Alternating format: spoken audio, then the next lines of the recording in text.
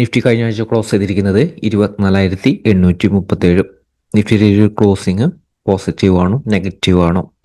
Long ടൈമിലേക്ക് നിഫ്റ്റിക്ക് ഇനിയും ഫാളിന് സാധ്യതയുണ്ടോ, അതോ ഈ ഒരു ഏരിയയിൽ നിന്ന് മുകളിലേക്കൊരു ബൈയിലേക്കാണോ നിഫ്റ്റിക്ക് ഒരു സാധ്യത? ഇത്തരം കാര്യങ്ങളാണ് നമ്മൾ ഇന്നത്തെ ഒരു വീഡിയോസിൽ നമ്മൾ നോക്കാൻ പോകുന്നത്. ഞാൻ ബിജീഷ് വള്ളൂർ, പ്രൊഫഷണലി ഒരു ഫുൾ ടൈം ട്രേഡറാണ്. മാർക്കറ്റിലായാലും ഒരു 15 വർഷത്തെ ഒരു എക്സ്പീരിയൻസ് ഉള്ളതാണ്.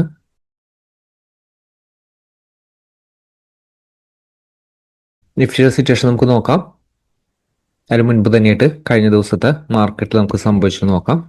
കഴിഞ്ഞ ദിവസത്തെ മാർക്കറ്റിൽ നമ്മൾ നൽകിയിരിക്കുന്നത് എങ്ങനെയായിരുന്നു നമുക്കത് നിഫ്റ്റിനെ ഇൻട്രാഡേ ട്രേഡ് ചെയ്യുന്നവർക്ക് മാനേജ് ചെയ്യേണ്ടത്, കഴിഞ്ഞ ദിവസത്തിൽ നമ്മൾ എങ്ങനെയാണ് പ്ലാൻ നൽകിയിരിക്കുന്നത്, അത്തരം കാര്യങ്ങൾ നമുക്കൊന്ന് ക്വിക്കായിട്ട് നോക്കാം.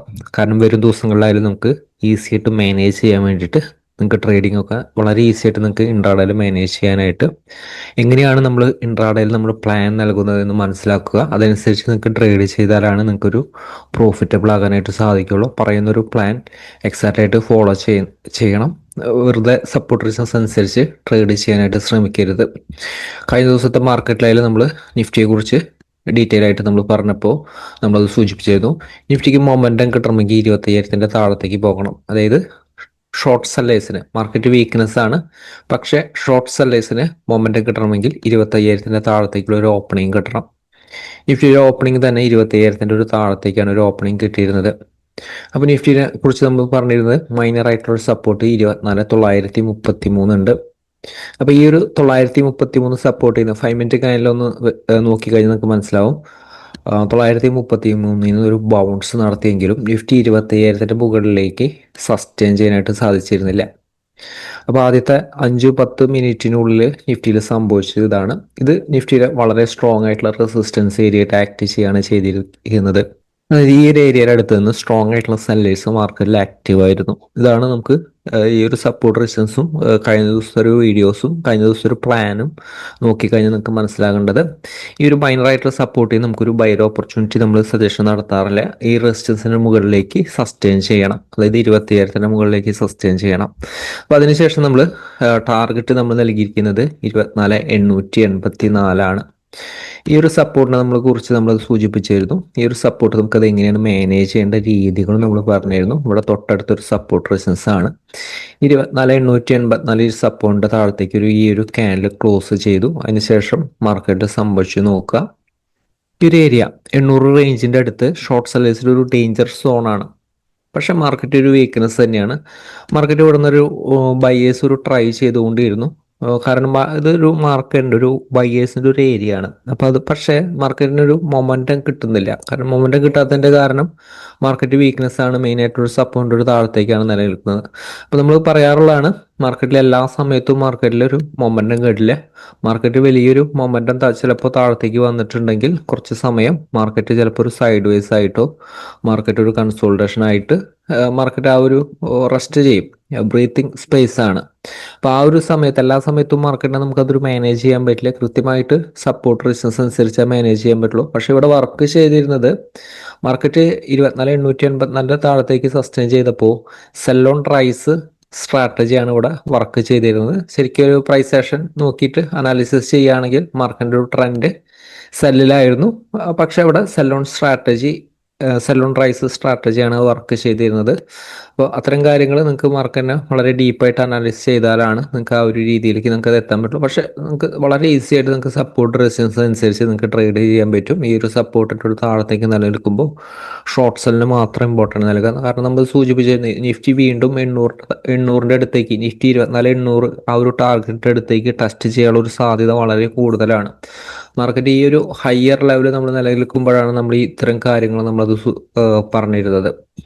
അപ്പോൾ വരും ദിവസങ്ങളിലായാലും നമുക്ക് നിഫ്റ്റിനെ നമുക്ക് ഡീറ്റെയിൽ ആയിട്ട് നമുക്ക് ഒന്ന് അനാലിസിസ് ചെയ്യാം. ഡെയിലി ടൈം ഫ്രെയിമിലാണ് നമുക്ക് ഡീറ്റെയിൽ ആയിട്ട് നമ്മൾ അനാലിസിസ് ചെയ്യാൻ പോകുന്നത്. ലോങ് ടൈം വ്യൂവിൽ നിഫ്റ്റിയുടെ സിറ്റുവേഷൻ, നിഫ്റ്റി ഈ ഒരു ലെവലിൽ ഹയർ ലെവലൊരു ട്രയാങ്കിൾ പാറ്റേൺ ക്രിയേറ്റ് ചെയ്തുകൊണ്ട് നമ്മൾ നൽകിയിരിക്കുന്ന ഒരു സപ്പോർട്ടിന്റെ താഴത്തേക്ക് ക്ലോസ് ചെയ്തു. അപ്പോഴാണ് നമ്മൾ നിഫ്റ്റിനെ കുറിച്ച് നമ്മൾ സൂചിപ്പിച്ചിരുന്നത്.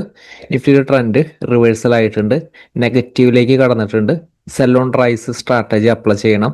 റെസിസ്റ്റൻസിന്റെ മുകളിൽ സസ്റ്റെയിൻ ചെയ്യുന്നവരെ നിഫ്റ്റിയിൽ ഷോർട്ട് സെല്ലിനാണ് കൂടുതൽ ഇമ്പോർട്ടൻ്റ് കൊടുക്കേണ്ടത്. അതായത് നിഫ്റ്റിയുടെ ഒരു പൊസിഷണൽ വ്യൂ ആണ് നമ്മളിത് പറഞ്ഞിരുന്നത്.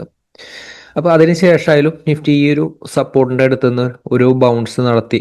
അതായത് 24,800 എന്ന് പറയുന്ന ഒരു ഏരിയ, അതായത് ഈ ഒരു ഏരിയ നിഫ്റ്റിയിൽ കുറച്ചൊരു സ്ട്രോങ് ലെവലാണ്. പക്ഷേ ഈ ഒരു ഏരിയയുടെ അടുത്ത് നിന്നെല്ലാം നിഫ്റ്റിക്കൊരു ബൗൺസ് ചെയ്യാനുള്ളൊരു ശ്രമം നടത്തും. പക്ഷേ നിഫ്റ്റി പോസിറ്റീവ് അല്ല, പക്ഷേ നിഫ്റ്റി ഈ ഒരു ലെവലിൽ നിന്ന് ബൗൺസ് ചെയ്യാനുള്ള ശ്രമം നടത്തും. പോസിറ്റീവിലേക്ക് നിഫ്റ്റി നിലനിൽക്കണമെങ്കിൽ നിഫ്റ്റി അടുത്ത സ്ട്രോങ് ആയിട്ടുള്ള റെസിസ്റ്റൻസിന്റെ മുകളിലേക്ക് സസ്റ്റെയിൻ ചെയ്യണം. അപ്പോൾ ഇതൊരു താൽക്കാലികമായിട്ടുള്ളൊരു ബൗൺസ് മാത്രമാണ്. പക്ഷെ അത് കൃത്യമായിട്ട് നമുക്കത് ഇൻട്രാഡേയിൽ മാനേജ് ചെയ്യാനും അതിൻ്റെ ഒരു രീതികളും പ്ലാനുകളും ഒക്കെ നമ്മളത് നൽകിയായിരുന്നു. ഇപ്പോഴത്തെ ഒരു സിറ്റുവേഷൻ എന്ന് പറയുന്നത് നിഫ്റ്റിയുടെ ഒരു ഡേഞ്ചർ സിറ്റുവേഷൻ ആണ്. നമ്മൾ സൂചിപ്പിച്ചത് നിഫ്റ്റി 24,800 അടുത്ത് ടച്ച് ചെയ്താൽ ഉടനെ തന്നെ മുകളിൽ കയറിയിട്ട് അടുത്ത റെസിസ്റ്റൻസിന് മുകളിലേക്ക് ക്ലോസ് ചെയ്യണം. എന്നാലാണ് ഈ ഒരു ഏരിയയിൽ വളരെ സ്ട്രോങ് ആയിട്ട് ഈ ഒരു മൊമെന്റം മാർക്കറ്റിൽ ബയ്യേഴ്സിന് ലഭിക്കുന്നത്. അതായത് ഈ ഒരു മൊമെന്റം പോലെ നിഫ്റ്റി 24,800 അടുത്ത് ടെസ്റ്റ് ചെയ്തു, വളരെ സഡൻ ആയിട്ട് അപ്പ് മൂവ്മെന്റ് നടത്തി. അപ്പൊ അതേപോലെ തന്നെ കഴിഞ്ഞ ദിവസവും വെള്ളിയാഴ്ചയും മാർക്കറ്റിൽ സംഭവിച്ചിരുന്നില്ല. അപ്പൊ അതുകൊണ്ട് തന്നെ മാർക്കറ്റിന്റെ ഒരു സിറ്റുവേഷൻ കുറച്ചൊരു ഡേഞ്ചർ ആയിട്ടാണ് കാണുന്നത്. കാരണം നിഫ്റ്റിയിൽ നമുക്കൊരു ലോങ് ടൈം വ്യൂവിൽ നമ്മൾ നോക്കുകയാണെങ്കിൽ നമുക്ക് ഈ ഒരു ഏരിയയിൽ നിഫ്റ്റിയുടെ ഒരു മെയിൻ ആയിട്ടുള്ള ഒരു സപ്പോർട്ടുകൾ അനുസരിച്ച് നമുക്ക് ഒരു ജസ്റ്റ് ഒരു ട്രെൻഡ് ലൈൻ പോലെ നമുക്കൊരു ഡ്രോ ചെയ്ത് കഴിഞ്ഞാൽ നമുക്ക് കാണാം നിഫ്റ്റി മെയിൻ ആയിട്ടുള്ള സപ്പോർട്ടിന്റെ താഴത്തേക്ക് ക്ലോസ് ചെയ്തിരിക്കുകയാണ്. പക്ഷെ നമ്മുടെ മെയിൻ ആയിട്ടുള്ള സപ്പോർട്ട് ഇതല്ല. നിഫ്റ്റിക്ക് 24,750 800 ഇടയിലാണ്, 850 ഇടയിൽ ഒരു സപ്പോർട്ട് ഉണ്ട്. അപ്പം അതുകൊണ്ട് തന്നെ ഇത് റിജക്റ്റ് ആയിട്ട് പോകുമോ എന്ന് നമുക്കൊന്നും പറയാൻ പറ്റില്ല. ഈ ഒരു റേഞ്ച് നോക്കിക്കഴിഞ്ഞാൽ നമുക്ക് ഇവിടെ ഒരു പാറ്റേൺ, അടുത്തൊരു പാറ്റേൺ നമുക്കൊരു ഫോം ചെയ്ത് നിൽക്കുന്നത് നിഫ്റ്റിയിൽ കാണാനായിട്ട് സാധിക്കും. ഇതാണ് നിഫ്റ്റിയുടെ ഇപ്പോഴത്തെ ഒരു സിറ്റുവേഷൻ വരുന്നത്. അപ്പോൾ വരും ദിവസങ്ങളിലെല്ലാം അടുത്ത റെസിസ്റ്റൻസിന്റെ മുകളിലേക്ക് നിഫ്റ്റിക്ക് സസ്റ്റെയിൻ ചെയ്യാൻ സാധിച്ചില്ലെങ്കിൽ കൂടുതൽ വീക്ക്നെസ്സിനുള്ള ഒരു സാധ്യതയാണ് കാണുന്നത്. സെയിം സിറ്റുവേഷൻ തന്നെയാണ് നമുക്ക് ബാങ്ക് നിഫ്റ്റിയിൽ നോക്കിയാലും കാണുന്നത്. ബാങ്ക് നിഫ്റ്റിയിലായാലും നമുക്ക് ഈ ഒരു കൺസോൾട്ടേഷൻ റേഞ്ച് ചെയ്യുന്ന അടുത്തൊരു സപ്പോർട്ടിൻ്റെ ഒരു താഴത്തേക്ക് ഒരു ഹെഡ് ആൻഡ് ഷോൾഡർ എന്ന് പറയുന്ന ഒരു മൊമെന്റം ക്രിയേറ്റ് ചെയ്തിരിക്കുകയാണ്. അപ്പം അതിനുശേഷം അടുത്തൊരു സപ്പോർട്ടിൻ്റെ ഒരു താഴത്തേക്ക് ബാങ്ക് നിഫ്റ്റിയിൽ ക്ലോസ് ചെയ്തിരിക്കുകയാണ്. അപ്പോൾ ബാങ്ക് നിഫ്റ്റി സിറ്റുവേഷനും കുറച്ചൊരു ഡേഞ്ചറാണ്. അപ്പോൾ പോകുന്നൊരു ദിവസങ്ങളിലായാലും ബാങ്ക് നിഫ്റ്റിക്കും നല്ലൊരു സപ്പോർട്ട് ഈ ഒരു ലെവലിൽ ഒരു സപ്പോർട്ട് ഉണ്ട്. അപ്പോൾ ഇതിൻ്റെ ഒരു താഴത്തേക്ക് നിഫ്റ്റി ബാങ്ക് നിഫ്റ്റിയും ക്ലോസിംഗ് ലെവൽ നിലനിർത്തി കഴിഞ്ഞാൽ ബാങ്ക് നിഫ്റ്റിയിലും കുറച്ചൊരു വീക്ക്നെസ് ആണ് കാണുന്നത്.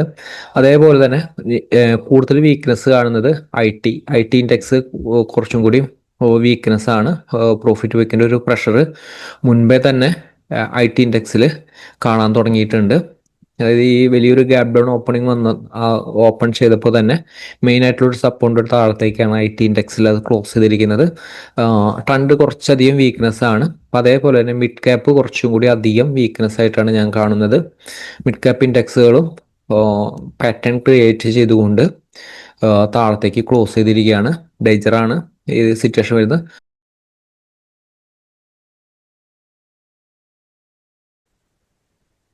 അപ്പൊ നിഫ്റ്റിനും നമുക്ക് പൊതുവെ നോക്കിക്കഴിഞ്ഞാൽ നിഫ്റ്റിനെയും ബാങ്ക് നിഫ്റ്റിയും പൊതുവെ നോക്കി കഴിഞ്ഞാൽ മാർക്കറ്റിന്റെ ഒരു ട്രെൻഡ്, ഓവറോൾ ട്രെൻഡ് നെഗറ്റീവിലേക്ക് കടന്നിട്ടുണ്ടെന്നുള്ളത് കാണാനായിട്ട് സാധിക്കും.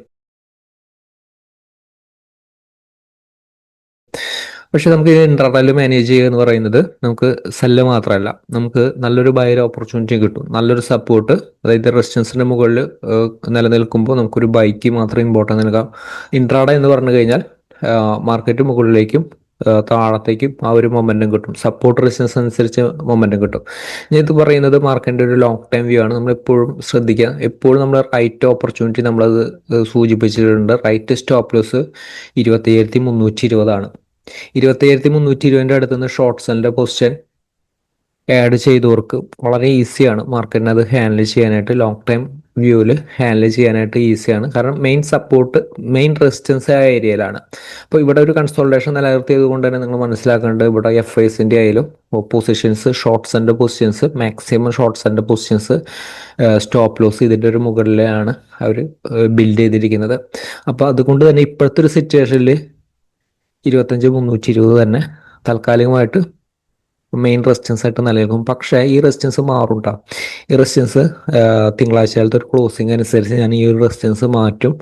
നമുക്ക് ഇനി നോക്കാൻ പോകുന്നത് നമുക്ക് ഇൻട്രാഡേയിലാണ്. ഇൻട്രാഡേയിൽ നിഫ്റ്റിയിലെ സിറ്റുവേഷനാണ് നമ്മൾ നോക്കാൻ പോകുന്നത്. ഇൻട്രാഡേയിൽ നിഫ്റ്റിയിലെ റൈറ്റ് സപ്പോർട്ട് ഏതാണ്, റെസിസ്റ്റൻസ് ഏതാണ്, നമുക്ക് ഏത് രീതിയിൽ മാനേജ് ചെയ്താലാണ് നമുക്ക് പ്രോഫിറ്റബിൾ ആകാൻ പറ്റുന്നത്. ഇൻട്രാഡേ മാനേജ് ചെയ്യുമ്പോൾ എപ്പോഴും ശ്രദ്ധിക്കുക, നൽകുന്ന ഒരു പ്ലാൻ എപ്പോഴും ശ്രദ്ധിക്കുക. നമ്മൾ ജസ്റ്റ് 1-2 സെക്കൻഡിലായിരിക്കും ചില കാര്യങ്ങൾ പറയുന്നത്. പക്ഷെ അത് നിങ്ങൾ സ്കിപ്പ് ചെയ്ത് പോയി കഴിഞ്ഞാൽ നിങ്ങൾക്ക് അതിൻ്റെ ഒരു ആക്യുറസി കിട്ടില്ല. നിങ്ങൾക്ക് ചിലപ്പോൾ വരുന്നത് വലിയൊരു നഷ്ടങ്ങളായിരിക്കും അതിൻ്റെ പുറകെ നിങ്ങൾക്ക് വരുന്നത്. കഴിഞ്ഞ ദിവസമായാലും നമ്മൾ സൂചിപ്പിച്ചിരുന്നു നിഫ്റ്റി 800-824 അടുത്ത് ഷോർട്ട് സെല്ലേഴ്സ് വളരെയധികം ശ്രദ്ധിക്കേണ്ട ഏരിയയാണ്. ആ ഒരു ഏരിയയിൽ നിന്ന് ബൗൺസ് ചെയ്യാനായിട്ടൊരു സാധ്യതയുണ്ട്. പക്ഷേ ട്രെൻഡ് നെഗറ്റീവ് ആയിരുന്നു. പക്ഷേ ഇവിടുന്ന് നമുക്ക് ബൗൺസ് ചെയ്യുന്നതാണ് നമ്മളത് കണ്ടിരുന്നത്. കൃത്യമായിട്ടുള്ള ആ ഒരു മൊമെൻറ്റം മാർക്കറ്റിൽ കിട്ടില്ല. പക്ഷെ ആ കൃത്യമായിട്ടുള്ള ആ ഒരു മൊമെൻറ്റം കിട്ടുന്ന ഏരിയാസാണ് നമ്മളത് നൽകുന്നത്.